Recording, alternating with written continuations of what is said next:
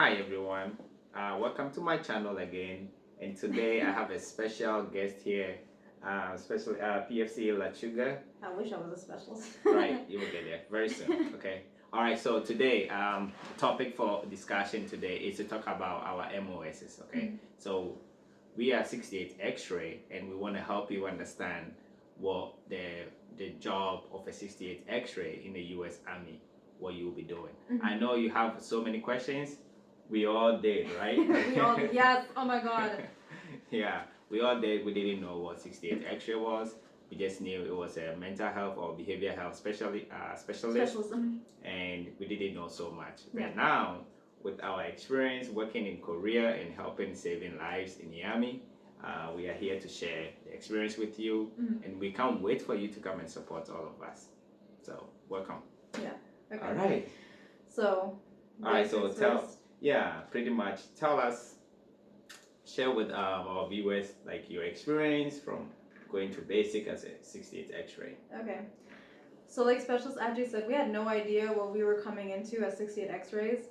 Obviously, they'll tell you what your occupation is. So like when I enlisted and I chose my MOS, they told me 68 X-ray is a behavioral health specialist. So the gist of it was just helping people in an inpatient and outpatient setting in mental health. That's it. I didn't know what it was. I didn't know exactly what I was doing. I didn't know I was going to be a therapist. I like YouTubed videos to see what a 68 X-ray does, and I only ever found 2 videos, one from the Army and then one from another soldier that does 68 X-ray duties, but that's it. It wasn't really helpful. It didn't really explain the job to us, so I just had to figure it out when we got in. So I went to basic training in Fort Sill in Oklahoma. Mm-hmm.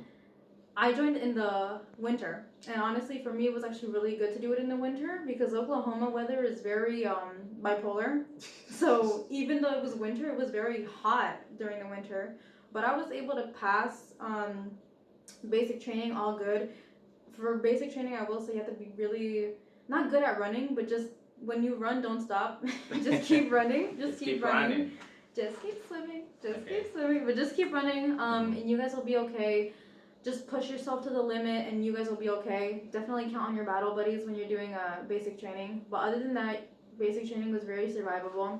After that, 68 X-rays will go to Fort Sam Houston in Texas, San Antonio, for your AIT experience. Oh, I just want to share also my experience from, what is it called, from basic training. So I went to Fort Jackson in South Carolina, and I think the one interesting thing I want to share with our viewers is I was the only 68 X-ray in my platoon, and I was one of 2 68 X-rays in the whole of the company. So it was an experience like when they have to call everybody to be in form of MOS and their MOS formation, and I would be the only person just for standing 68 X-rays. Yeah, no. Right. Unlike him, people in Fort Sill, Oklahoma, we actually had a lot of I forgot what the linguistic MOS is, but we had a lot of those. Then Fort Sill is usually artillery, so we had a lot of artillery soldiers, and then we had a lot of 68 X-rays in Fort Sill, at least in my battery. Okay. So for Jackson. So if you're lucky and you go to Fort Sill for your basic training, you will meet a lot of 68 X-rays. You'll have your group, yeah. But if you're not lucky and you go to basic training installations where they don't have so many of the 68 series, so just coming in, that means you're gonna be by yourself, and it's okay. Okay, you're gonna be by yourself. Yeah. All right. So our next topic is pretty much we passed our basic training and then we got into AIT. To AIT. Yeah. Okay. Share with us like your experience in AIT. Yeah. Okay. So AIT stands for Advanced Individual Training. 68 X-rays go to San Antonio, Texas for Fort Sam Houston, and we do 4 months of training over there. The 4 months are basically just the time where they're going to teach you what the MOS entails, what your job is, what you have to do. We do the training. You still do some physical training, but a lot of it is just studying what you have to do.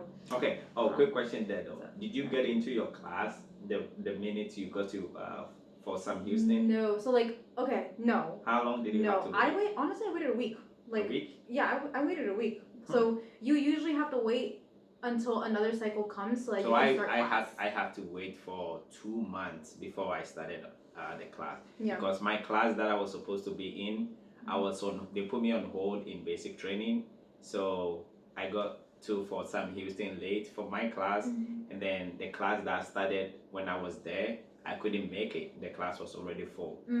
So you have to wait until the next cycle. I had to wait for the next cycle, so that's why I waited for 2 months. Yeah. And I think it was also because of the COVID-19. Yeah.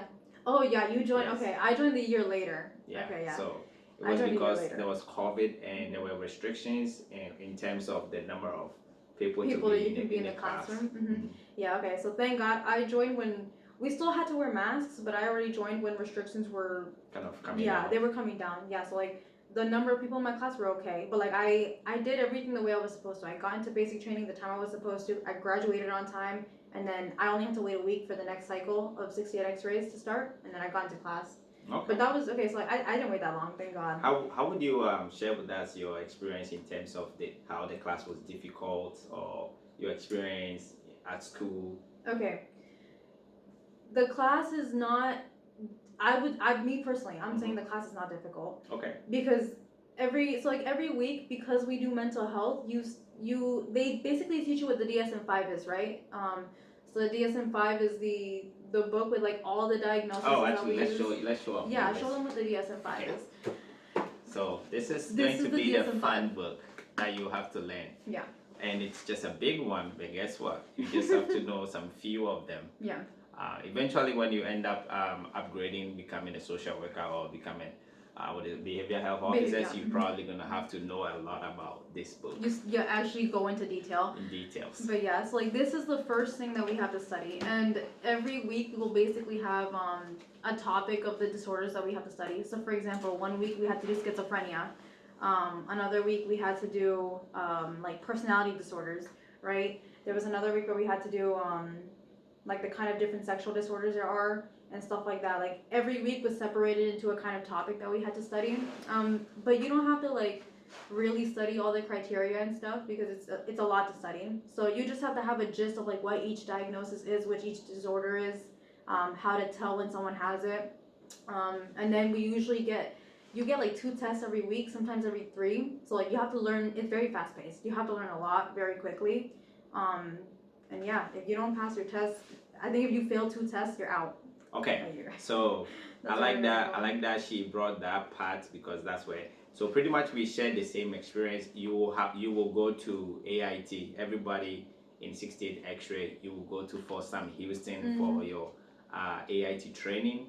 And what I want to share is like when she talked about if you fail your class. Yeah. So guess what? The class is very fast paced, but you have to study. What is it called? They will give you. What is it called? So they'll give you like some criteria. Yeah. Like they'll give you a guide. They'll give you a guide. So you have to study the guide. So tidbit, make sure you study the guides. Write a lot of notes. Yes. You have to write a lot of notes. Write your notes. If you write your notes and you stick to the guide, you're going to pass it. Yeah. Yeah, you're going to pass it. One of the key things that you always have to make sure you covered is the risk assessment. Did you have any experience? Yes. Oh my God. Okay. So I think like the first month and a half of AIT, we just go over diagnosis. That's it. We just go over the DSM-5. We go over different diagnoses. We look over the criteria. That's it. If you pass the test, cool. You go on to the next phase, which is actually acting out the kind of sessions you would do. So as 68 X-rays, we do triages. We do intake interviews. Sometimes we'll do follow-ups. We do safety checks. And then we can also do walk-ins. So those are all the kind of sessions we'll do with patients. Now, we always have training to do intake interviews, and that was like what, a month? Yeah. How long did you do? Okay, for me it was a month. A full month of doing practice intake interviews. Yep. So you will always do, I believe you always do one practice intake interview, and then you do a real intake interview, and while an instructor is looking at you to see if you actually do it. Now with these interviews, you have to do them within 60 minutes. So you have to ask all the necessary questions within 60 minutes, and they'll time you too. And then after that, the most important part of your intake interview is that you have to cover the risk assessment questions. If you don't cover the risk assessment questions, you basically failed the entire thing. The whole exam. The whole thing. And I think this is where I would like to share that the things you just mentioned, right? So this is what we have been using for triage. Yeah. Right. For example, like when we have safety checks, right? Yeah. We want to make sure we covered all these. You have to have the risk assessment. So risk assessment is very, very important. So don't forget that. Yeah, they stress risk assessment so much is because we have to do it in every session. Even if the person is okay, we still have to ask those questions. So you have to get that out of the way. So don't forget that. That's a tidbit. Your risk assessment. Make sure you don't leave anything out. You miss one thing, you failed the exam. Okay. Did you ever get inpatient training? No. So with inpatient, they only taught us like PMDP. Yeah, they'll teach you the basics, but honestly, I think for the education that we got, we were prepared for outpatient. Like, do you feel like you were prepared to do outpatient work? I think it is. I think basically through after the training from AIT, I felt like I was prepared enough. Yeah. For outpatient. Outpatient, yes. So setting. They train you to do outpatient and inpatient mental health work, right? I was prepared to do this. We both work outpatient. I was prepared to do outpatient work. I don't think we're well prepared enough to do inpatient work. No. When you go into inpatient is different. Yeah, so like when you go into the inpatient ward, it's a whole different experience. Like you have to experience it to actually know how to work in the inpatient ward. And then there's a good thing though. Don't be scared. Don't let that scare you, because before you actually work on the inpatient inpatient ward, you will have almost a 2 to 3 weeks of orientation. So they will have someone someone will show you. Yeah, someone will show you everything. In the army, you will get the training. The hands-on training is the best that you can get. Yeah. So like no, I can definitely vouch when, just like Specialist Ajay said, we were there during COVID times. Okay, so like I was not allowed to get inpatient on hands-on training, like on-site training, because of COVID. So because COVID was a risk, we were not allowed to do it. Now I believe because there are no more restrictions, they do give you on-site training, but I just wasn't there for that. So I graduated without doing the on-site training. We did a similar training, it just wasn't helpful. Right. But if you join right now, you will get the on-site training. We just didn't get it. Okay, so we know you probably have so many questions for us. You can shoot us your question, and we will try our best to get answers to you. But in the meantime, we're just gonna go forward and talk about our experience at the first duty station. All right, so share with us what was your expectation like? How did you feel your first duty station? Ooh, okay. I'm not gonna lie. I was actually extremely nervous. I felt like I got the proper training. It's just I was so nervous. Right. One, because we're stationed overseas. This is your first duty station, right? Yes. Okay, yeah. So my first duty station was South Korea. We both first duty stations. Our first duty station, South Korea. I was so nervous for like the different culture experience, because it's like now I have to do mental health in South Korea. Right. And then a lot of people told me like beforehand, like, oh, South Korea needs a lot of mental health, like we're suffering. And I was like, great, I'm a whole new soldier, and they're gonna throw me into the fire. You know, it's like, no, I have to do this. But oh my gosh, but no, it was actually very good. God bless, I was given outpatient setting, so I know how to do outpatient work. Immediately when we got in, it was like, hey, we have to do triage, we have to do intake interviews, we're gonna see patients, we have to do groups. And then I was like, okay, I can do that. I was trained to do that. Yeah, we will break it down in terms of the different kind of different services that we do. Yeah. We'll break it down. Yeah. It's just like we want you to know that the training that we got from AIT was very direct. It translated into outpatient kind of services. Yeah, you'll know what to do because you were trained for it. You graduate, you're trained for it, then you know what to do. Yeah.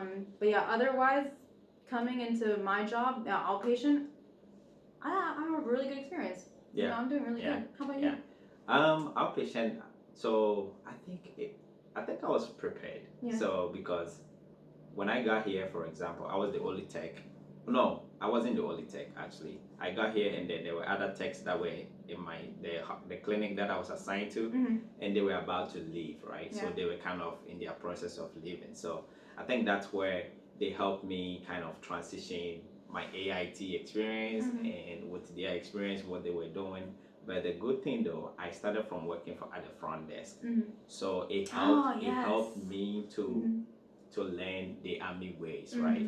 like in terms of scheduling an appointment, and then also some of the words to use, right? Terminologies to use, right? In the Army when it comes to mental health. So I think that's where it also kind of streamlined that transitioning into my outpatient kind of experience. Yeah. So outpatient was really cool. I think it was cool. I was prepared. Yeah. Yeah. Oh yeah, that's the thing about when you switch to different duty stations, you never know if you're gonna stay outpatient or if you're gonna go to inpatient. So that will be something you always will be thinking about. But guess what? The Army, you will never know. You just have to get there. Yeah, okay? It's a surprise. So like, don't hey, stress yourself too much. You will get there, and things might be different. Okay. But one thing though. Okay, so we do one-on-one counseling. Yeah. One-to-one counseling. We actually start from triaging, right? Triage. We do triaging from like doing groups, the orientation for everyone. They come in and then we tell them the services that we do, especially in our specific clinic here that we work. And after that, we schedule them for intakes, right? Yeah. Do you want to talk about that? Yeah. Okay. So basically, triage is like a quick 15-minute one-to-one session, either with the providers or the techs ourselves. And it's basically, we always have them in a group and we explain the kind of services that we provide in the clinic or the hospital, whichever kind of setting you're in. We work in a clinic, so we just tell them what kind of services we offer in the clinic. After that, if they feel like they want to talk about their situation one-to-one, we give them 15-20 minutes at most to speak about their situation. We assess the situation. I always ask the risk assessment questions. Risk assessment. Yeah, and then after that, we see what kind of services are available for them.